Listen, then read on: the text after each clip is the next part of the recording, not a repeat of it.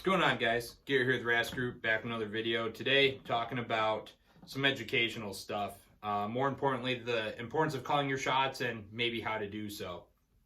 So, we all know that it's very important to call our shots, especially when we're in the training journey process and we're trying to get better, trying to get more consistent, more accurate, go faster. At every single stage of that journey, this is applicable. Understanding how to call your shots and reading your target based off of calling those shots, right? Most of us, when you get to a certain level of proficiency, can almost instinctively, as soon as we break that shot, know that's going to be low and right, that's going to be right, that's going to be left. And we're going to call it, and we're going to know, because we know something didn't feel right when we broke the shot.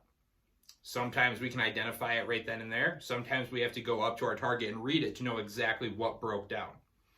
The target does not ever have a vested interest in lying to you. It's always going to tell you a true story. That being said, let's talk about it. So, for a lot of people that get started in training, they don't really understand. They know that they'll know if they missed a shot. They'll know if they misplaced a shot, but they don't really know why. And that's a fundamental building block of getting better. Knowing what went wrong and knowing how to fix it. So, I'm sure everybody's seen the classic old school NRA pinwheel style pie chart where it has like a diagnosis for every corner of the target as to what went wrong. Based on what I've seen, what I've done, I don't necessarily agree with that pinwheel. Some of it I think still maintains true. However, I think it really comes down to two key fundamentals, and that's going to be grip and sight alignment, sight picture. To me, those are the two most important fundamentals that you can have in hone, right? Every other fundamental is important too. Those two, I think, really control your marksmanship and accuracy. So, I made this chart. Let's dive into it. This is a classic USPSA target. You can get them at Brownells. I believe they're $80 for 100. You order 2 packs, you get 200 targets. So use code BOP10 at checkout, save some cash. That's my shameless plug for Brownells. Much love to them. So, looking at this target, we have an indicator of adequate, which is dead center of our A zone, right? And the perspective of this target and this diagnosis is for a right-handed shooter. For the outboard diagnoses, you're simply going to flip the terminology for a left-handed shooter. Going to just left. So, our elevation is proper, but we impacted left. This is going to come from an inadequate grip in comparison to our trigger manipulation, and our trigger manipulation overpowering. So, inadequate support sight grip, essentially, right? Or this could come from an improper sight alignment sight picture. This is more prevalent with iron sights because a lot of shooters understand that concept of equal height, equal light. However, when we start pushing speed, we start going faster, especially with iron sights, we're going to see some improper sight alignment happen. That's the benefits of running a dot. We come over here to the right, and we see a support side grip overpowering the dominant hand. That's going to happen when we, especially with shots at distance, with somebody that has a mostly adequate grip, we're going to see them present out on target. And as they stabilize and as they get ready to break that shot at distance, they're so hyper-focused on making sure that's going to stable that we start to see this just ever so slightly, right? They're locked in, and then they're overcompensating with that support side hand. It happens. Not necessarily a bad thing to have a really strong support side grip. It should never be at a point where it's overpowering the stabilization of your dominant hand and all the work that goes into building the grip here, right? These got to work together.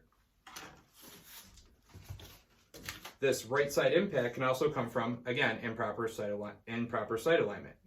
More specifically, a lack of equal light, just in the opposite fashion of what we have over here. Coming down to our lower impacts, impacting with solid windage, we're just low. This is going to come from an uncontrolled flinch response or improper sight alignment, usually a coupling of the two.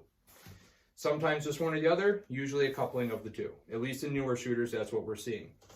So by uncontrolled flinch response, I mean that somebody instinctively, if you watch most proficient shooters, their slide either reciprocates straight back because of a strong grip, and they have a minimal return to target, right? Or you'll see some shooters that are still adequate, but running, say, a firearm with a high bore axis, recoils up, snap back down, recoils up, snaps back down. Uncontrolled flinch response is this, is they're anticipating that the round going off, they're anticipating the shot, and they are instinctively already trying to account for that flinch response by breaking down. So if somebody's going boom, boom, boom, as they get back on target, an uncontrolled flinch response would be boom, boom. They're diving the gun down. And they could have like an adequate grip and not be able to understand and control that flinch response just yet, right? That's going to result in straight down. Come over to the right side, we have an inadequate support side grip with a weak dominant hand grip, okay?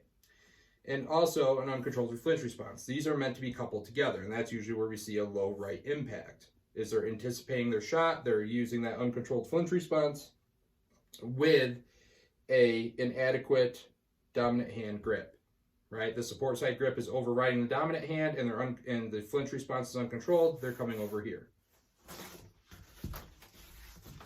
We come over to the opposite side, left side of the target. Opposite grip issue, right? Improper grip with an improper support side grip with an uncontrolled flinch response. And that's your low and left. That's the classic right-handed shooter, low and left. And that's where we start to see some issues. This could also be some issues with the inadequate sight alignment as well.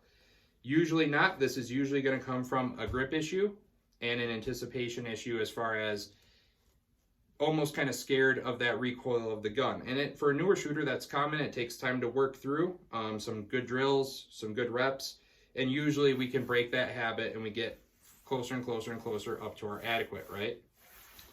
As far as breaking shots high, and this is usually what we see with shooters that are trying to go faster, we have an improper sight alignment and we're breaking our shot before our gun is leveled.